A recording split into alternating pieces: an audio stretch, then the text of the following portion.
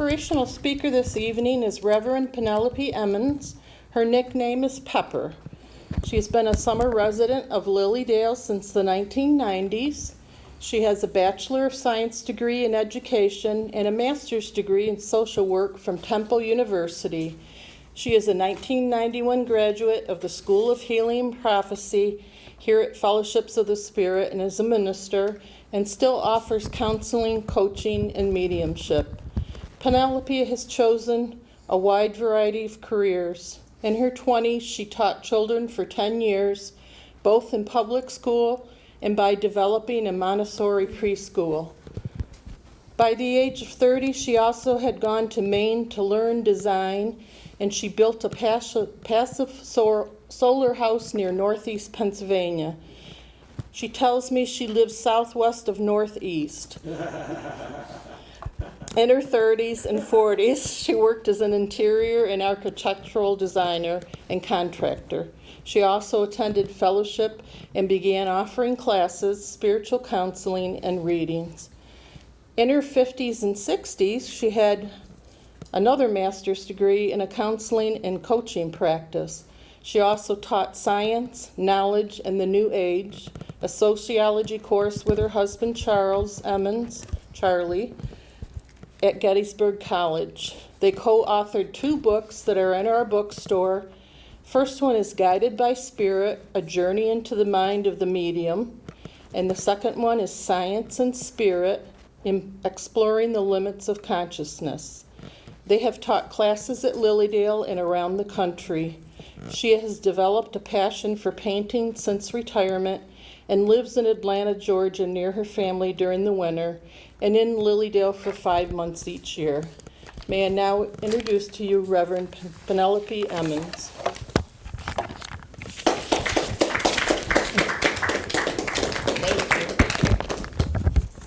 That's yours, I think. Oh, it was sitting there. Oh, okay. Maybe it was yours. Nope.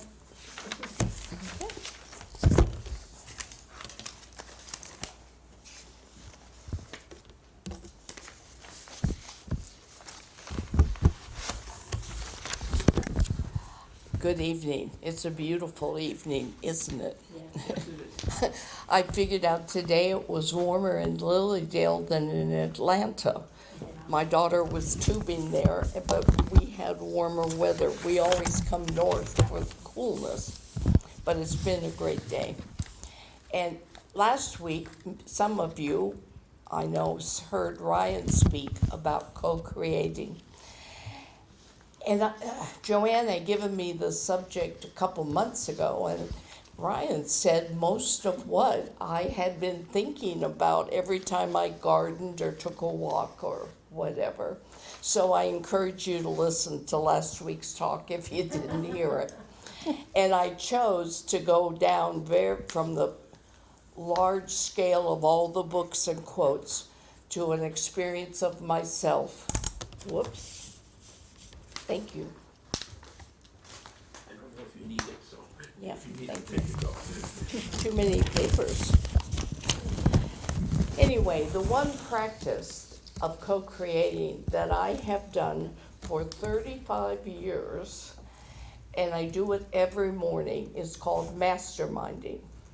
Now, you can go online and write down my teacher's name, Jack Boland, or the word mastermind principle, and you'll get a lot more information than I'm going to give. I'm just going to give a couple examples from my own life.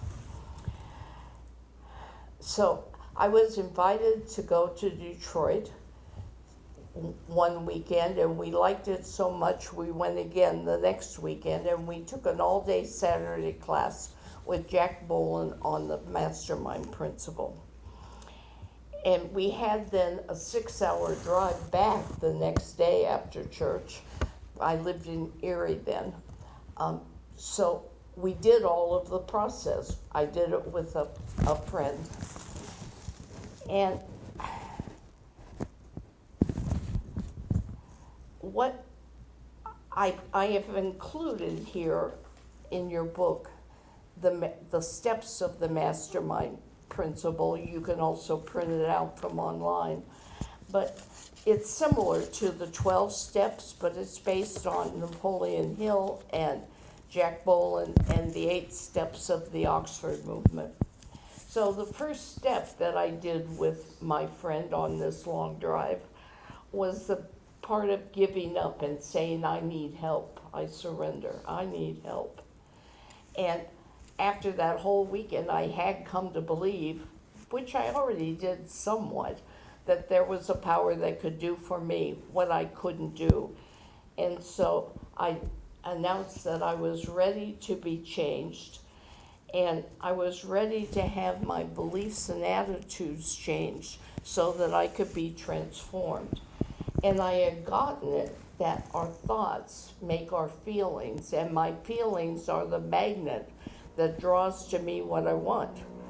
One of the things, it's a trite thing perhaps, but one of the things that struck me during this weekend was all these women, city women, dressed in all these nice clothes, and my mind went to something, what am I gonna wear next time? I don't have another dress. I usually wore jeans and LL Bean boots out in the country.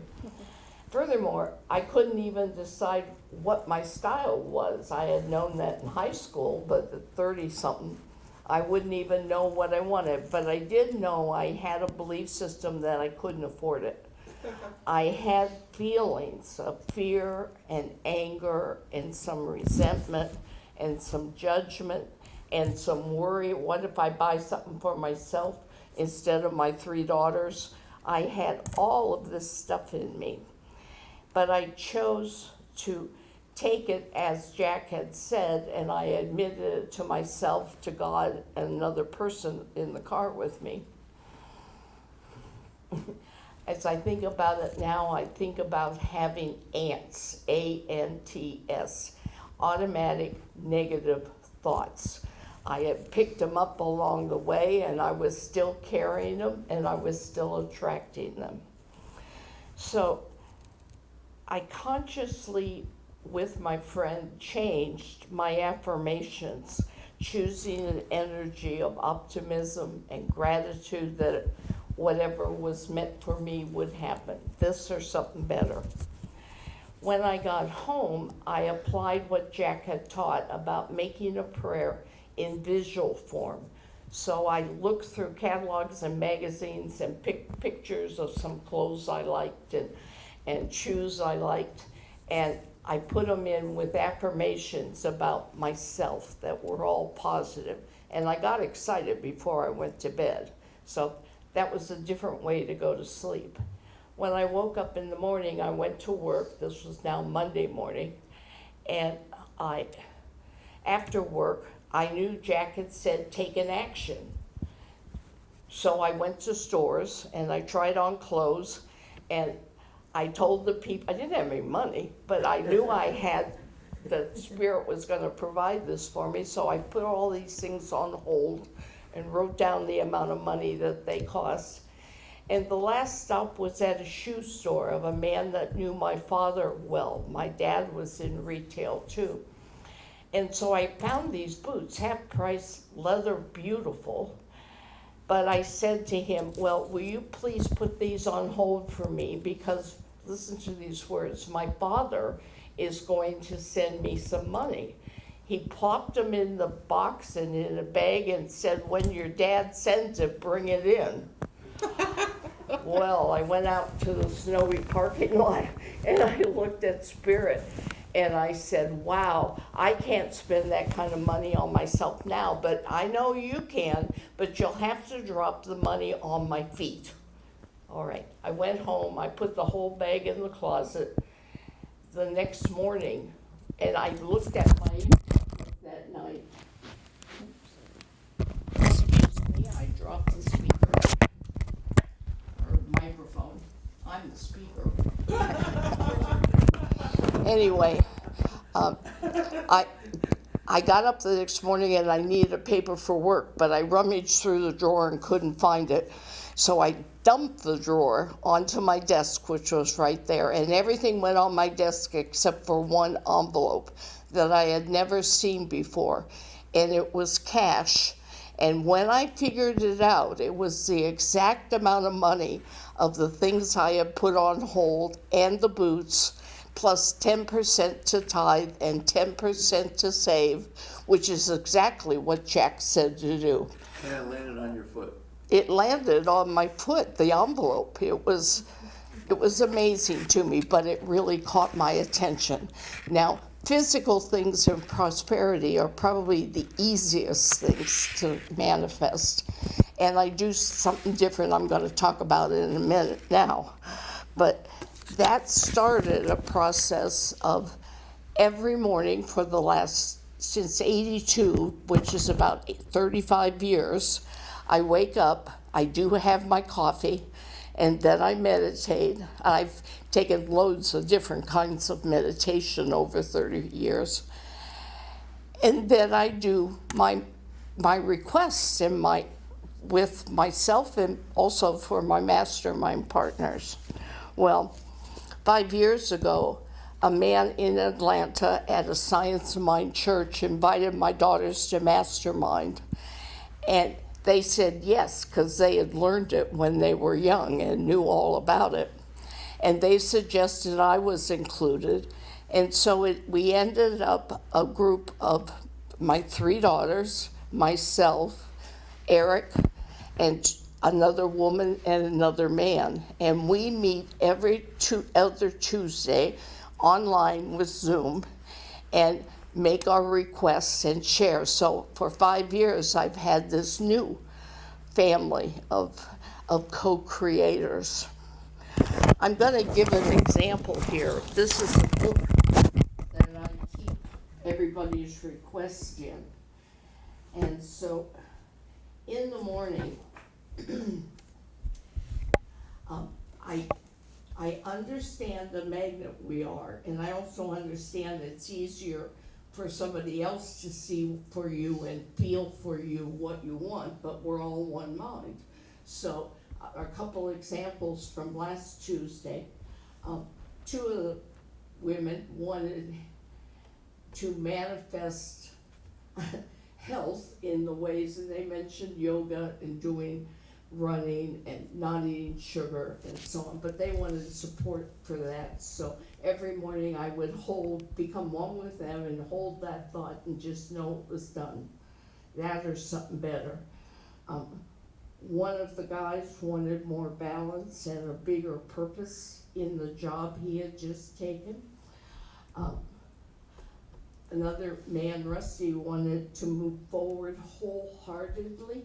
That was a wonderful thing to imagine being whole. He's an artist and a designer, but to imagine being wholehearted in your day of what you're doing. And another person wanted clarity on the book they were writing and inspiration for the next step.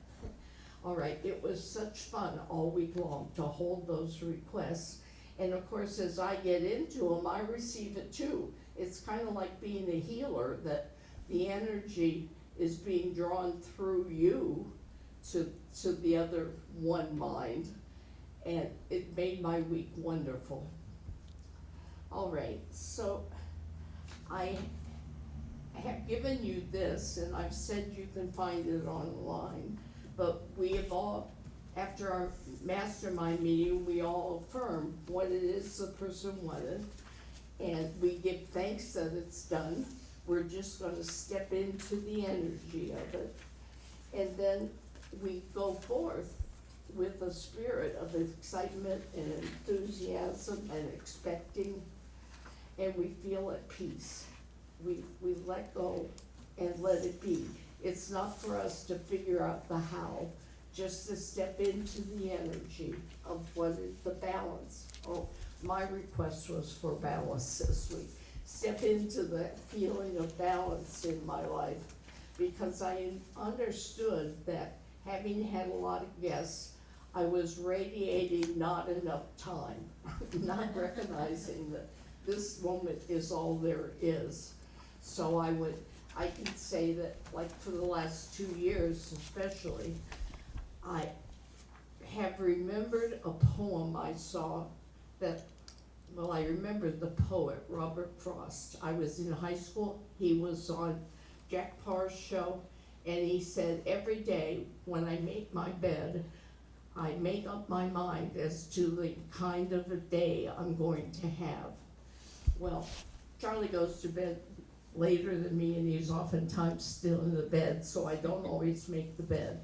But I always make the coffee, I do my meditation, and I hold the energy and intention and gratitude of all of our mastermind requests. And it's worked for me. Thank you.